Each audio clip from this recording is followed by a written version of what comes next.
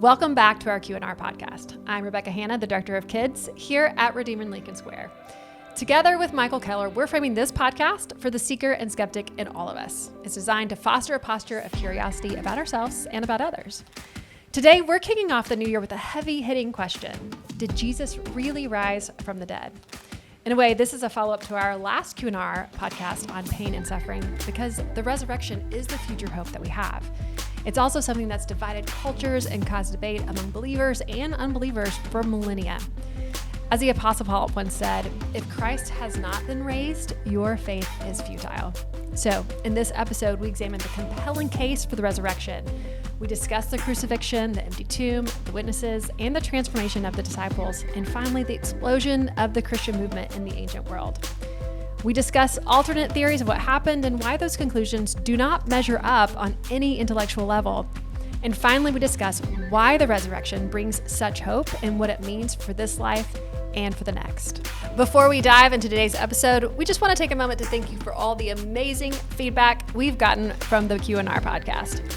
So many of you have reached out to share how the episodes have impacted your spiritual journey, and it truly does mean the world to us.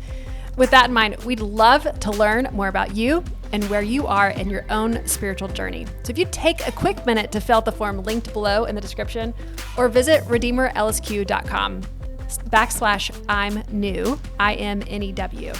It's super simple and it helps us best serve you. All right, let's get back to the show. Here we are. This is episode 11. Wow. It's amazing. Know. It feels like a really long time and not all at the same time. But we are going to talk about the resurrection of Jesus today, which is a massive topic. Small topic, right? Books and books, hours and hours could be written and talked about and happen. But we talked about pain and suffering in the last episode, and it's really important to connect what we are experiencing on earth, particularly, well, I don't even think particularly, but it can be acutely applied even when we're talking about pain and suffering. Pain and suffering, death and disease, all of it. All of it. And I think there's this realization for believers that the resurrection of Jesus is the cornerstone of the worldview from which we are going to enter into pain and suffering. Right. And I know that's our cornerstone. I want to talk about why it is, but really we need to ask, like, what is the purpose of this conversation? Why do we even need to ask the question, do we believe in the resurrection? Is the resurrection real? And how does it affect pain and suffering? Yeah, and that's why this is in line with our Q&R podcast. I mean, it's one of the unique features of Christianity, and therefore one of the important things that we need to talk about, because we've talked about here that morality, there's a lot of morals that align with other religions. There's a lot of other features that kind of have parallel, but the idea of a resurrection in the middle of time for one person and one person alone was a unique feature of Christianity. So I'm really glad that we're having this kind of conversation. There's been lots of books written on it. There's lots of ink spilled on it. Paul himself says that if the resurrection didn't actually happen, none of this actually matters. And we'll go into that later, because I've been asked recently, can I believe in Christianity? Can I be a believer but not believe in the resurrection? Can I not believe in the miracles and all the other things? Yeah. And we're not going to do justice to this topic in the short amount of time that we have. But I do think that we have to know that Christians believed in the resurrection almost immediately. Some people have asked, like, is this something that's developed over time? But it's in our earliest creeds. It's at the very beginning that almost immediately, in the middle of time, around 2,000 some years ago, a bunch of people who probably were not probably, we know they would not have just all of a sudden invented this. This was an unknown concept. The Greeks and the Romans thought the body was bad, so the idea of a bodily resurrection, not in their brain. And whereas there were Jewish traditions that believed in the resurrection at the end of time, there was also Jewish traditions that believed in no resurrection. And that was the debate. Is there one at the end of time or there's not? But the idea of one person, only one person being resurrected before anybody else, completely unique. And so what do we do with that? And how do we figure it out? And I think there's a couple possibilities, but I think we have to deal with that and kind of wrestle with it ourselves. Yeah. What is the nature of it being unique? In what way? You mean as far as, well, first of all, unique in the sense that you can't find, there was resurrection concepts in various mythologies, and there was other religious, cultic kind of beliefs that saw resurrection, but not in this kind. It's unique in the sense of the fact that there was somebody claiming to be the Son of Man. This is the Synoptic Gospels. That he himself said, "I'm going to die and rise again, and I'm going to die on your behalf for the sins of the world." That's a unique concept that you can't see it anywhere else. And I think there's a lot of reasons for that and whatnot. So but I think that's why there's only a couple possibilities, right? The possibilities, and I want to hear your thoughts on this, Becca. Either the people were crazy, like that this is possible, that the people who thought Jesus actually was raised from the dead, they're either crazy or they hallucinated, kind of same thing, because it's mental, not seeing things as it really was. I think the other possibility is that it was a conspiracy. People were lying. They all said, let's all lie about this. I think there's a newer one is that this was a legend. This was like kind of developed over time, but I think we can talk about this as well, why that's not. So one of the ways, I think it was C.S. Lewis who put it, like either he's a lunatic, or the people were lunatics. Yeah. A liar, or the people lying. A legend, or Lord. So Lord, lunatic, liar, legend, I think are the only. I don't think most people will give you that it's one of those possibilities. There's very few, can't think of any other ones that people would kind of say. So what are your thoughts on that? Well, it's universally accepted by scholars that Jesus first was a real person. Although I actually met a student once that there was a professor that he was taking a class from that doubted that, because they doubted Josephus, they doubted some of the other extra biblical folks. But you're not wrong. That I'm just trying. He's not here. I know, but I can see if somebody listening or watching us going, no, my professor said so. I think we could say the majority of folks say that scholars who are not actually Christians would agree that there was a person named Jesus, universally, absolutely. Well, you've got to start there, because the fact that he was a person in a body matters. Okay. So it's not some like spiritual spirit, something the incarnation required for him to put on flesh and become a human and live a human life. Right. Which is critical to the conversation. Right. Because I mean, if I died, like, I die for you, Becca. I mean, what does that do for... Not a whole lot. Humanity. No, not much, right? There's no offense. Hopefully be a nice thing, but it's one thing to... I actually heard a minister say this once. That's if you're a representative saying, like, if you're doing just fine, and I'm saying, I'm going to go die on that tree, on that cross over there for you, as a representative to show you how much I care about you, it actually doesn't do anything. Now, if I push you away from a bus that's about to hit you, well, then you have something to be thankful for. But this is a question that people say. So what did Jesus on a cross, what did he actually do if he's just like, I'm being a representative for nothing? There has to be something more behind it, which I think is what you're getting at for the Christian faith. Yeah. Well, particularly if we're going to connect it with pain and suffering. Right. Because he took on the pain. Right.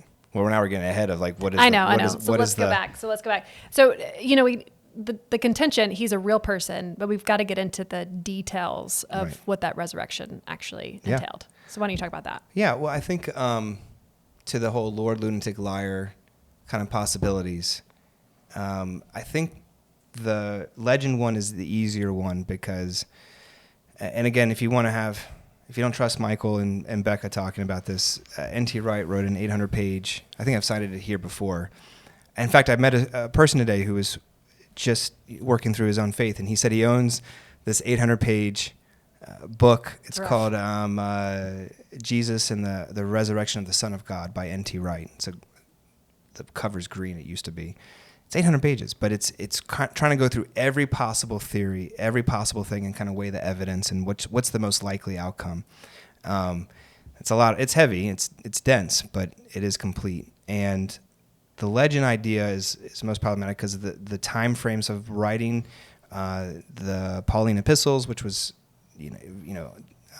very recent, like within the lifetimes of the apostles, as well as some of the gospels, which Richard Baucham's book, Jesus and His Eyewitnesses, kind of show that they too had eyewitness account things. It's a lot harder to say it's a legend when you had people that could verify at the time, hey, no, I saw this. There's, Paul in 1 Corinthians says there was 500 people that was there. And you could go and check out who those 500 people were.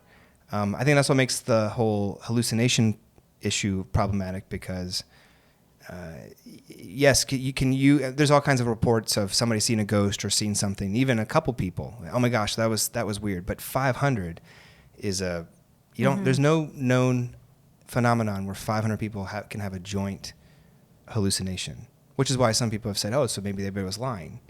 But if it's lying, you have to get to what means, for what ends. Mm-hmm. And you can understand, I'm lying for power, lying for money, but when you're going to be killed for it, which I think almost all the apostles were killed, some hung upside down on the crosses, some slaughtered, some, you tend to be the kind of like, just kidding, actually I renounce it. You don't die for a lie. You die for, which then gets to the whole lunatic crazy question. Mm-hmm. People are like, well, was Jesus crazy? Was the believers crazy? And it's a good question. There is data that shows that people have followed people who are not mentally well. You don't see it on a this kind of scale though, which then makes people pause and wonder. And there's been more been written about that. But when it cuts down to the facts of like weighing the evidence, which one is most likely, and this actually helped me a lot when I was wrestling myself. Even if you're like, that seems far-fetched that Jesus actually is Lord, that he is really is. If you don't believe that, then the onus is on you to come up with an alternative for what really happened there that actually explains it better than that answer. And I think that's a hard thing. See, notice the bar here is not like a positive 100% a surety of we know one way or the other. One is which one's the most likely. And I think this matters because the Christian faith, as Paul says, hangs on did it actually happen? Because if it's just representative, makes me feel fuzzy, that's nice. Doesn't help though when to the pain and suffering that we have to all the other issues. So I do think the application matters in that sense.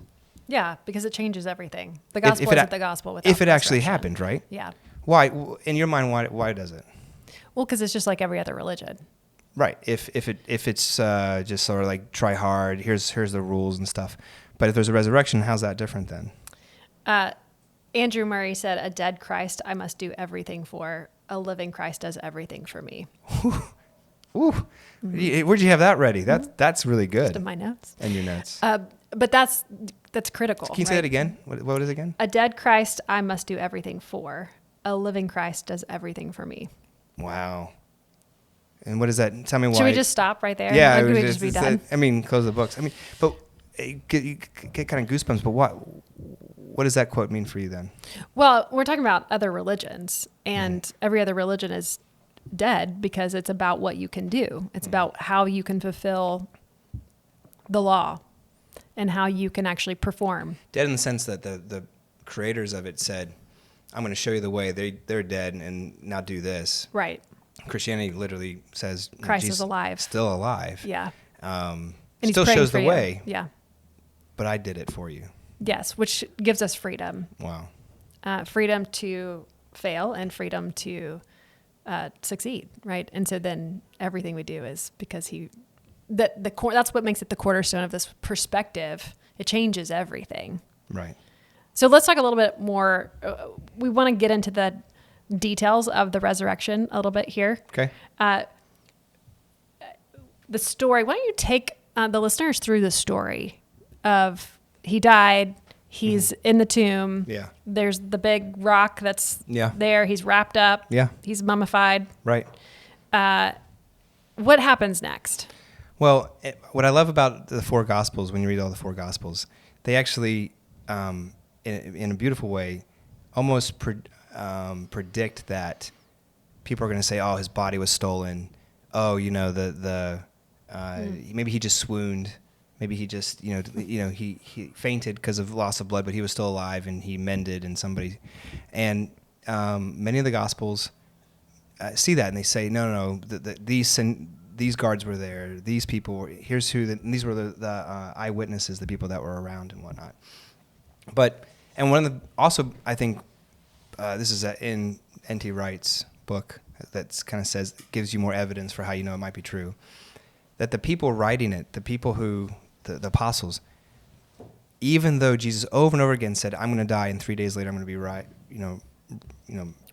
risen from the dead, they weren't there. They weren't ready for him, which our accounts in John show that it was actually women. It was, they were there. And even they didn't quite understand, know who he was until he reveals himself. Mm-hmm. But the fact that it's women is a huge deal, and we don't have time to go into it all today. But if you're making up a religion, the 2,000 years ago, women were in a court of law were not actually considered credible eyewitnesses. They couldn't give testimony that would count on your behalf. So if you're trying to invent something, you would pick the most credible people, the highest echelons, to be the ones to see Jesus first. You wouldn't pick women.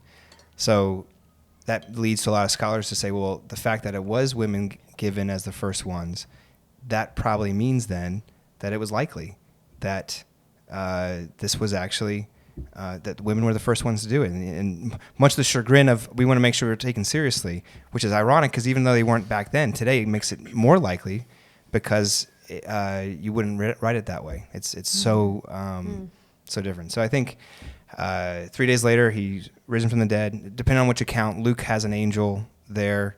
John goes to Jesus, reveals himself in the garden. The women are like, show me, where have you taken his body? Hey, gardener, suspecting Jesus was the gardener. Where'd you take his body? Again, you're almost writing in, hey, people thought, they thought somebody stole the body. And he says Mary, and all of a sudden, she says Rabboni, Jesus. It's beautiful because when her name's said, she finally sees him for who he is. Mm. So, is that what you mean by the account of yeah, I was just thinking the actual story of like the facts of what, not the facts, but how we hear the story from the Bible and from... well, it was in his tomb, right? It was somebody else's tomb. Again, different biblical accounts give you different aspects of where he was put, and he was wrapped in linen, you said mummified, but you're right. It was tightly wound, very expensive stuff, not easy to get out of. So, and that's actually, I think it's Luke, when one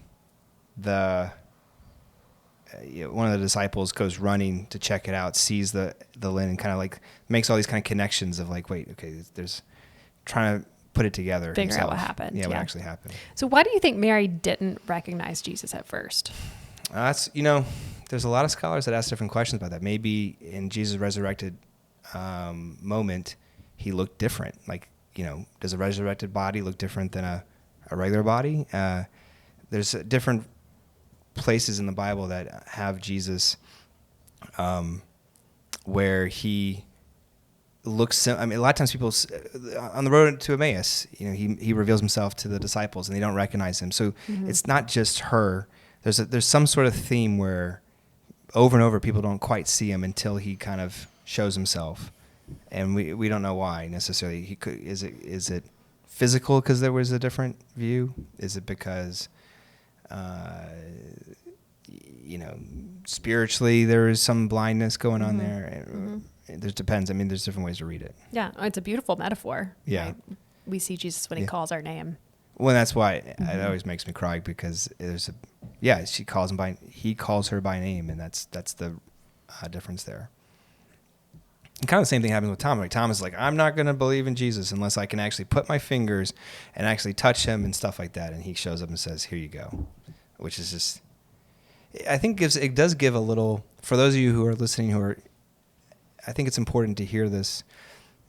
In our today's day and age, we know very little that's actually 100% certain in a absolute sense about the past.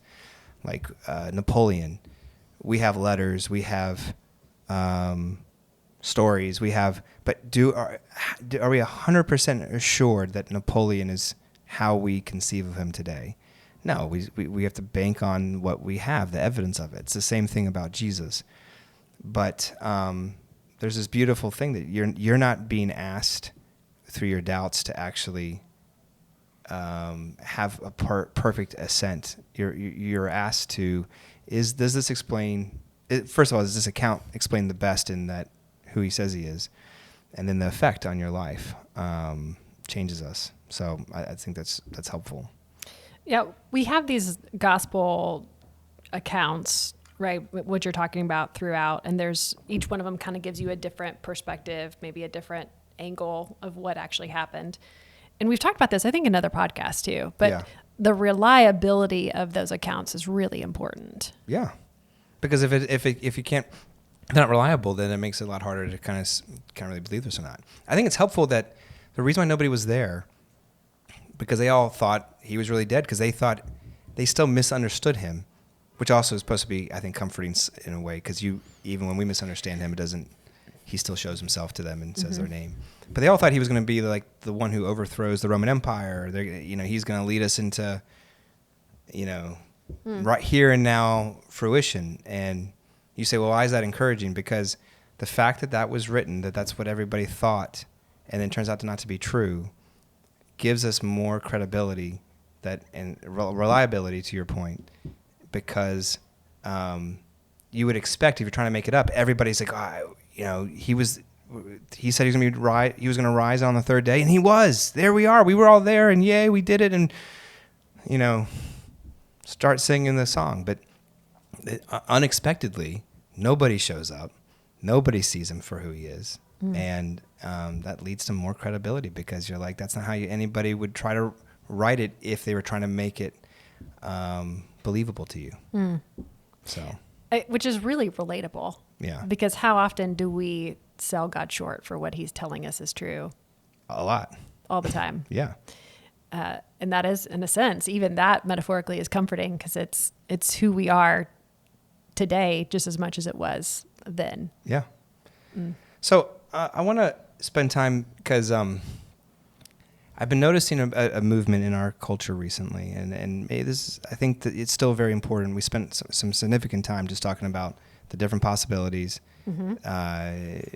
weighing the evidence, getting to a certain view. But more and more I'm hearing people kind of less interested they still care about evidence, they still care about, is this true or not? But they also want to know, does it work? And I've been having, does what exactly work? Yeah, I've had at least 3 conversations with folks who are either not Christians or they're fuzzy about what they believe. And they say, can I still come to church? Can I call myself a Christian? But do I really have to believe like the resurrection? Because there's so much value here. There's so much beauty. There's so much, I like, the right living. You guys are so nice. I want to be here and be present. And it popped in my head, but I kind of said it, and kind of people I'd love to hear your thoughts on this. I told people, I said, this isn't because it works, it's true. It's true, and that's why it works. And I think it sounds like what I'm hearing from you is it's working for you. You like all these ideas of it, and that's why it's true enough for me to believe in it. And I said, that's actually not where the power of Christianity comes from. The power comes from the fact that if he actually lived and died, if the resurrection is true, if it's true, that's why you get everything else. You get all the change, you get all the value, and we can go into later how the resurrection changes us. But I don't know what you think about that, but that's something that I've been having more of those convos about belonging. People want to belong, but I'm like, I do believe you can belong to something before you believe. That's fine.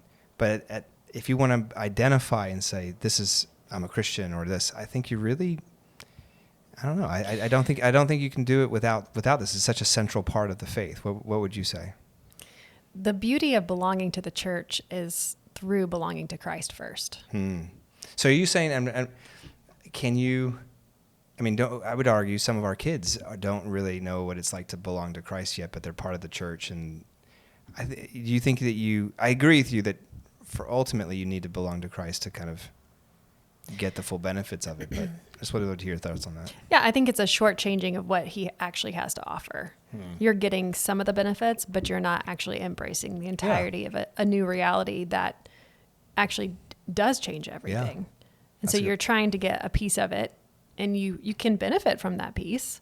Yeah. But it's just not the full reality of when the resurrection changes the perspective for the entirety of life. Yeah. And creates comfort and peace and hope, a resurrected hope. You don't have that just from belonging to a congregation. I guess you're right. So tell me more about, if you're just belonging to a congregation, it's kind of like, it's like it's not fair to the people who were talking to me. I don't think they're just talking about it like a social club or benefit. They see more to it. They see a depth. They see history. They see tradition. They see a lot of other things. But I'm hearing from you, you're still missing out on something if it's just like I don't know, if it's a communal apparatus to kind of live your life in. I mean, I get why, right? There's so much loneliness. There's so much thinness in our relationships digitally. Who am I? There's lots of identity questions. And so people are seeing the church as a possible alternative to that. But it sounds like there's a level of, you're missing out on something if the resurrection's not alive in you, if that makes sense. Or, true to, not just true to you, but actually real. Yeah. Right? Yes. I mean, being able to, it's like confession and repentance. That is a privilege of the Christian. And when I can repent and confess before God, he saves me from that sin. Okay. That isn't necessary for belonging. Right. But what it does is it changed how I belong.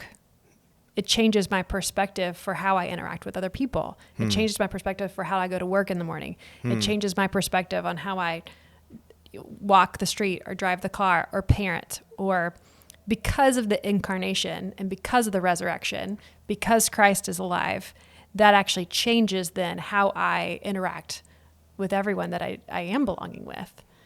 And so there is a relational shift that takes place in believing in Christ, not just now I have a place. I have a place, but before I have a place, I have a relationship. And that relationship truly changes everything because he's not dead, because he is alive. And right now he's sitting on the right hand of the throne praying for me. Which is, there's more scripture references there. So can you, let's move into that direction. What I just heard from you is if he actually is sitting at the right hand of God the Father, if he actually is alive and not dead, it changes everything. So we're moving into the kind of like, what does this mean, and what is it, if the resurrection actually happened, what does it actually mean? I'd love to hear some of your thoughts on that. What would you say? Well, and we just finished the episode on pain and suffering. Okay. And we reference resurrection, but we didn't go into it a lot because we knew we had a whole episode here. Yes. And the reality is that nobody is secure away from pain and suffering. Wait, the resurrection doesn't stop me from that? No, but I believe the resurrection actually gives value to what we experience. So when I experience pain and suffering, it's not for nothing. You have a God who is willing to leverage himself on your behalf to make that pain and suffering actually worth something. And I want to hear, I'm sorry for interrupting. You mean like it's worth something? I mean like you're getting payment for, like because of your pain and suffering, it's going to be the resurrection. What does resurrection do to that pain and suffering? Sorry, I'm just trying to get at the granular level. If I have pain and suffering apart from God and have no hope, there's no reason for it's over. Yeah, why am I feeling pain? What's the point of living? Yeah. If I have pain and suffering in a relationship with Jesus, a resurrected Jesus, and a resurrected Christ who is alive, right, who gives me a perspective and a eternal reality that's different. So what do you get from that?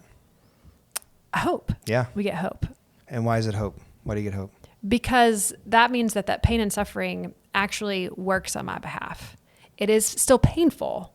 It's still suffering. It doesn't get you out of it. It doesn't get me out of it. It doesn't mean that I'm not sad. It doesn't mean that I don't grieve. It doesn't mean that I don't die from cancer. It doesn't mean that I don't, experience rejection or trauma. But what it does mean is that in relationship with Jesus, he steps in, he walks alongside all of those things with me.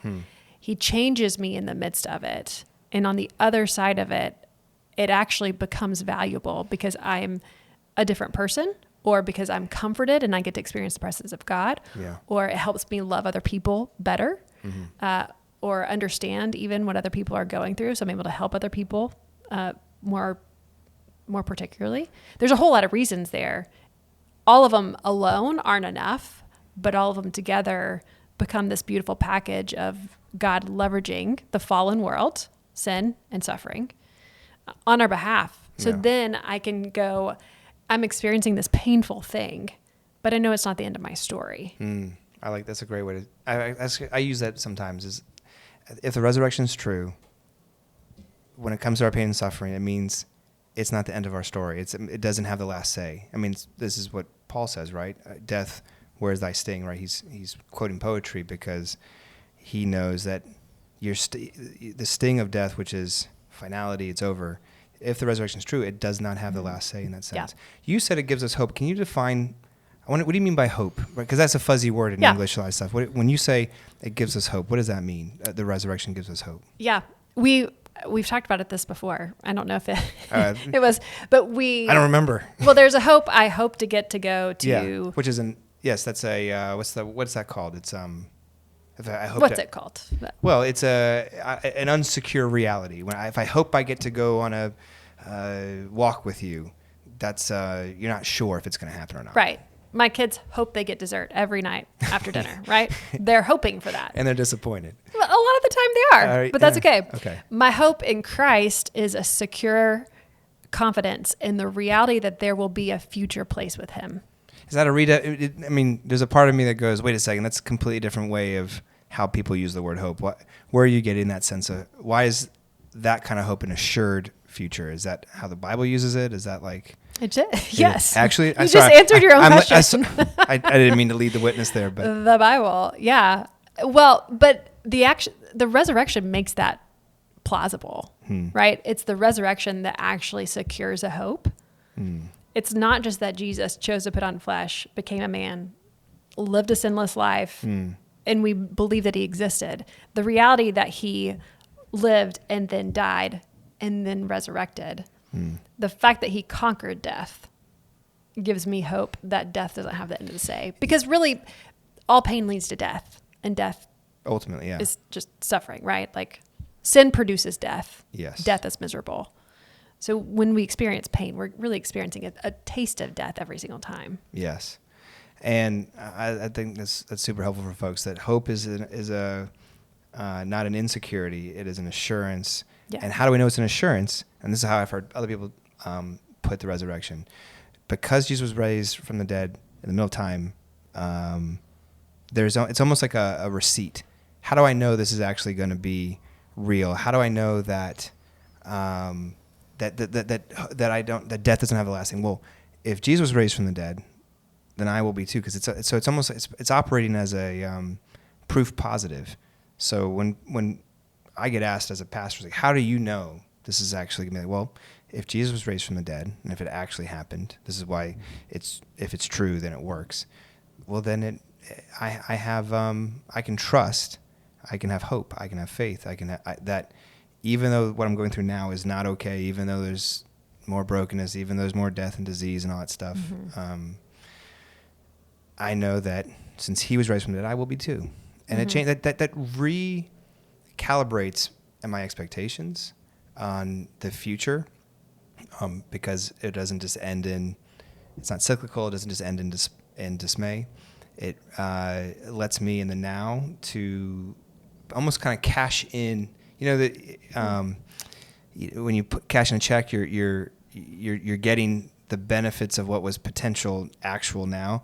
I get to, when I cash in the resurrection, since it's in the future for us, I get to have the benefits of that now. You know what I mean? Yeah, I would argue that we cash in the resurrection every single time we sin. Huh? In what way? Well, and I'm like verbally processing here. That might be dangerous. You're gonna go for it. But I think he died. Okay. And was raised. Thank you. Raised. Was raised on our behalf. He conquered death so that we could conquer sin, and that is an ongoing process in our life on earth. And that which leads to a conquering of death eventually, right? Which is that eternal hope that we're talking about. But we get a taste of it every time we put off sin and we put on Christ, which I know those are like Christianese words, but basically, I mean, you're gonna have to translate for us folks. Because I've always thought if sin is taking anything and making it too important to God, when we sin, I thought the cross is actually applying every time. This is fascinating. You're saying the resurrection. In the reality that I don't have to sin, that's where I find the resurrection. When I have the power to choose not to sin, when I choose not to take advantage of that temptation, whatever it might be, I'm able to not sin because of the power of the resurrection. Working in our life. Yeah. Protestants don't. What you're tapping into is actually there's a lot of Eastern Orthodox and views of how the resurrection has that kind of power. I think Protestants, in some ways we over focus on the cross and sin stuff but we don't see how's the ongoing power of the future resurrection actually work in our lives in that sense. And that's deep. Yes. That's really good. Yeah. All right. So since we're now we're trying to make a list, but one is that there's hope. 2, death and disease doesn't actually have the final say. 3, you get to use we both kind of did 2 different versions of how the future applies to us now. Any other things of if the resurrection is real? Well, I think a caveat there, not a caveat, but one of maybe a point A on that would be, and we get to be made more like Christ because of the resurrection. So people often talk about becoming a better person, right? And we want to become better people. Rarely are you going to find a person who's better. Yeah, I don't really want to become a better person. Yeah. Like everyone's like, I should get better at some things. Do better, right. With the power of Christ, with the power of the resurrection, because that's what gave him life, right? Yeah. So when we choose not to sin, and when we do something more in line with who Christ is, we are reflecting. There's a resurrection power going on. There's a resurrection power, which actually, I would argue, makes us more and more in line with how he originally created us to be, which means that we're functioning the way we should be functioning, which means we're going to actually experience God in a really beautiful way. Not that you can't experience God if you're sinning, because we do it all the time, right? So there's that. But it's this reality that we do have the power through Christ because he conquered it. Yeah. Not just because he was perfect, but because he in fact conquered it. And if you're listening right now and you're a Christian, you're probably thinking, what about Holy Spirit? And the Holy Spirit, it's all a part of it. It's right. We don't, in some ways you don't have to pull out if we believe in a Trinitarian God, you don't, Christ, resurrection working in your life, Jesus working in your life, the Holy Spirit working in your life. It goes, they can be one and the same. If you're not a Christian, you're like, what's all this spirit and power of Christ, stuff like that? I think what we would say to you would be, if you don't have the resurrection working in your life, what is the power that overcomes death and disease and stuff? What is actually, the onus is on us. Like, are you really living life? If you know that the future, I just did this all with college students. I said, well, listen, if we've come from nothing and one day you're going to go to nothing and there's nothing there, how are you going to have meaning and purpose in between? And people go, well, there's all kinds of answers, by the way, just to give people a fair shrift here. Well, you just buck up. Stoicism is, we know that, but we're doing. I would argue that trying to have a purposeful life when we know for a fact there's not any ultimate purpose makes it very difficult, right? If the sun's going to burn out in a couple billion years, then whatever you do ultimately is not going to really matter if it in a completely naturalistic material thing. But and I think there's different religions that have their own view of karma or reincarnation and but as I think you said at the very beginning of the podcast, those are you need to do these things to kind of earn that way. And I think that we can do a different podcast on this, but I think that creates I would argue that if it's all up to you to have to earn it, if you ever feel like you're doing it, you become a person who looks down on other people. You become actually a worse person. If you never do it, then you're just falling apart and in shame all the time because I can't do it. Christianity says, there's things for you to do too, because there is a right way of living. As you mentioned earlier about sin. but we don't. But the benefit of the cross and the resurrection is, if you really believe God did this on your behalf and you believe he gave it to you without you having to earn it, if that moves in your life as a power, resurrection power, and there's gratitude, there's going to change you.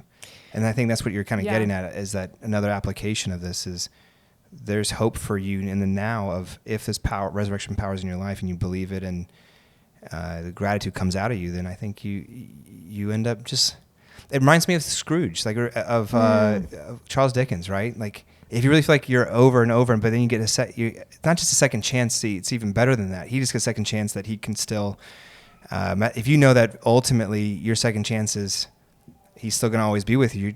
You're just freely given. Like, here we go. Let's, bring on the Christmas turkey. I want to pay for it all. I know. Christmas turkey. Anyway, you see what I'm trying to say? Yes. I mean, going back to that Murray quote, right? The end of it saying, a living Christ does everything for me. We don't earn it. So I don't want anyone to hear us say that we're earning it by performing, or we're earning it by choosing not to sin. It's not that at all, actually. Yeah. We have the freedom to not sin. We have the freedom to we have the power to choose what's actually good because of the Spirit of God. And I like to translate again. When that word sin is thrown around in so many different places, so many different definitions.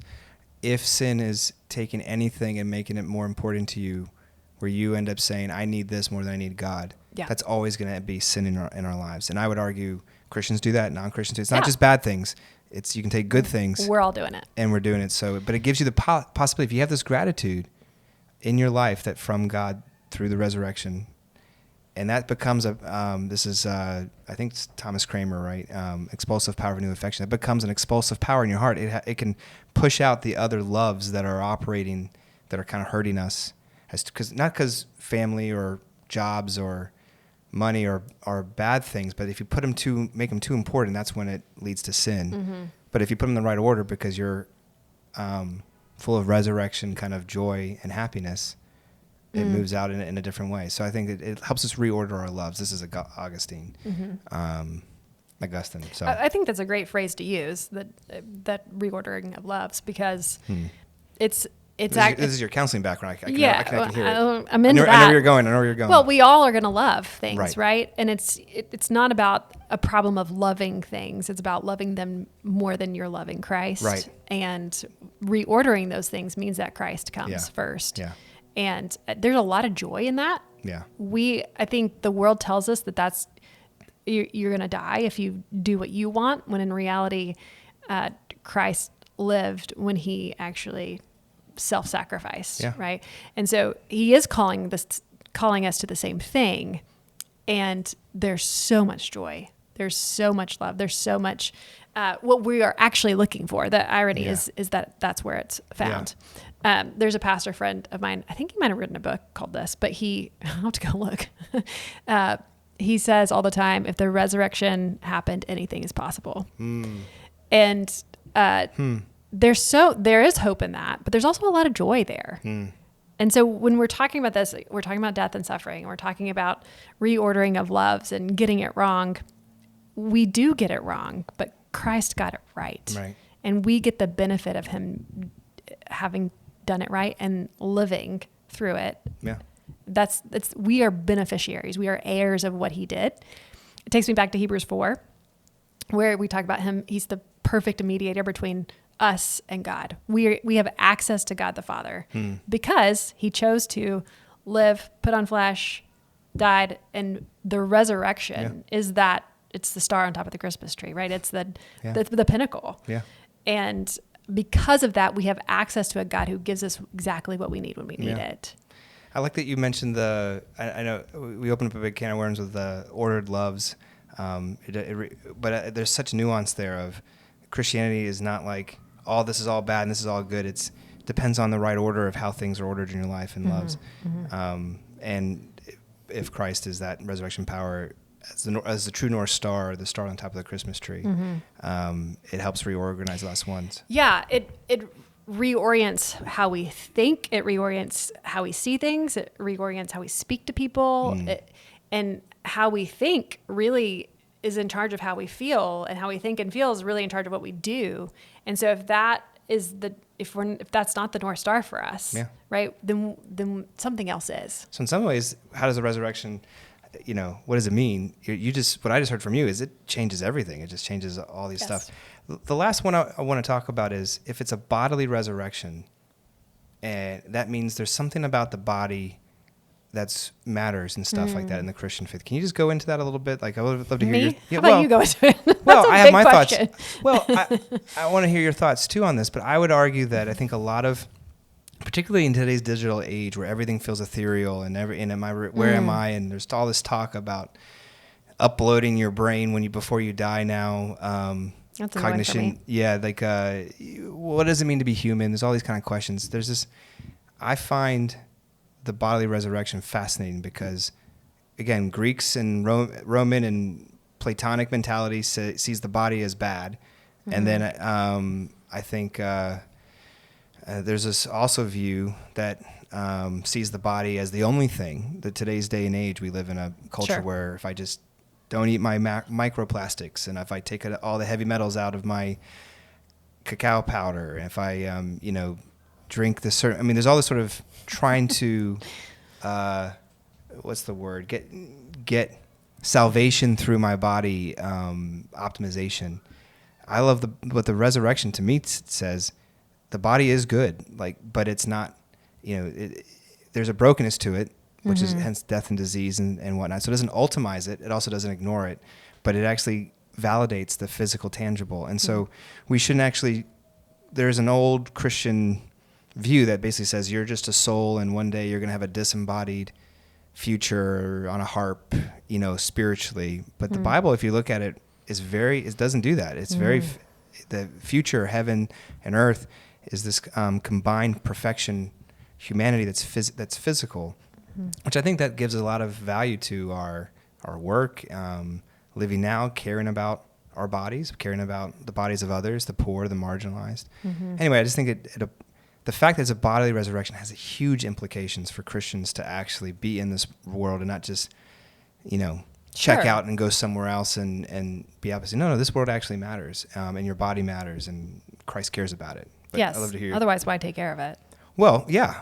And then some people have had that view, but yeah. Yeah. What are your thoughts? Well, I think there's so much there. I know. Whoa. This is the very end. This is the end. God is a perfect creator, and he chooses to create each of us uniquely, but in his own image. So we are not God. That's a whole other concept. Right. But I'm starting there, but we're a reflection we are created to be a reflection of him, which is a privilege. And so to that bodily resurrection, we experience this world in our body. Right? We experience the cold. We experience the heat. We experience pain. When you get frustrated, you feel your face get hot, or your heart palpitations, or when you get anxiety, you can have all kinds of things, or fill in the blank. And that humanness is good, is being validated, and I'm hearing from you. Yeah, I would argue it all points to him, the creator.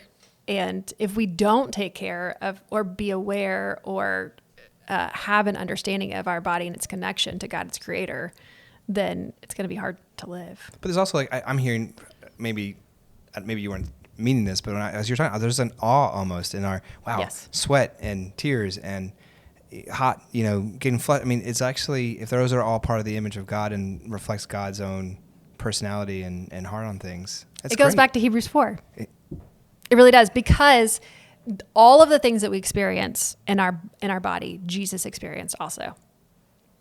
So, but he did it without sin. He learned how to be human, just as he learned how to walk. He learned how to talk. He had a diaper, right? He had a diaper? Or something. Or he had an ancient diaper. Somebody had to take care of him. Yes. Yeah. Somebody had to wipe his bottom when he was a baby, right? Or but he stubbed his toe, or got the stomach flu, or whatever. He experienced all of those things, yet he did it without sin. And why does that matter for us? Because he's not, Hebrews 4, unable to empathize with any of our weaknesses. So he can, right. So there's, in some ways, the bodily resurrection means it's actually a two-way street. It means he can relate to us because he knows what it's like to be us, but then we can relate to him because we're bodily too. Before we started this podcast, I said, I'm so exhausted. Yeah. Okay, everyone's tired, whatever. Physical. I'm a mom, I work full time, whatever. I'm exhausted. It's Friday afternoon. Yeah. Jesus had entire towns following him around, waiting for the next word of what he was going to say. He was exhausted. His disciples were waiting on him. Towns were following him around. People were hungry. People wanted to get healed. His family was like, there's so many. He's got so much going on. Guarantee you, he was exhausted. And at the end of the day, do you know what he wanted to do? Pray. Pray. Sleep. Sit down. Yeah. Sleep. Pray. And in these moments where I'm going, I'm so tired, right? I can look to him to give me what I need to do the things he's calling me to do to finish well. And then I can sit down and pray and rest with joy. So I'm hearing there's a validation of our physicality. Yeah. Relatability. In my weaknesses. Relatability. The God of the universe can relate to me in it. Like there's not like this disembodied, God as in ethereal. It goes both ways. There's a lot of beauty there. So we're barely scratching the surface in the time that that we've had here. I think you should write a book about this. No, there's an 800-page one already written on it. No, I mean that's more on just did the resurrection happen or not. The effects of and what it comes out to. It's manifold, and we probably don't do enough. No, just this podcast has reminded me, man, I don't think enough about. No, now I want to go think about it. Yeah, how does the resurrection affect my day to day, and do I let it? Yeah. So if you're a Christian, do you let it? If you're not a Christian, you need to be asking yourself, your view of the future, are you letting it are you living out that today? Because if you're not, I think for consistency, integrity, you should really question what do you believe and why you believe it, and then everybody in between. Yeah, and I would encourage listeners, if you're listening to this and you go, this is so above my head, or I don't understand, I can't connect the dots. Kind of heady, yeah. It's okay. Pray and ask the Lord to help you. Yeah. Grab a friend. Go to your pastor. Whatever that might look like. Yeah, show me what this means. It is a journey that we're all on as we learn and grow. Yeah. I think next time, but I think the reason why we got to this topic, talking about pain and suffering, we can't talk about pain and suffering unless we talk about resurrection. I think the next topic that we're coming up to is going to, this stuff, talking about death, talking about resurrection, questions about heaven and hell, where do people go?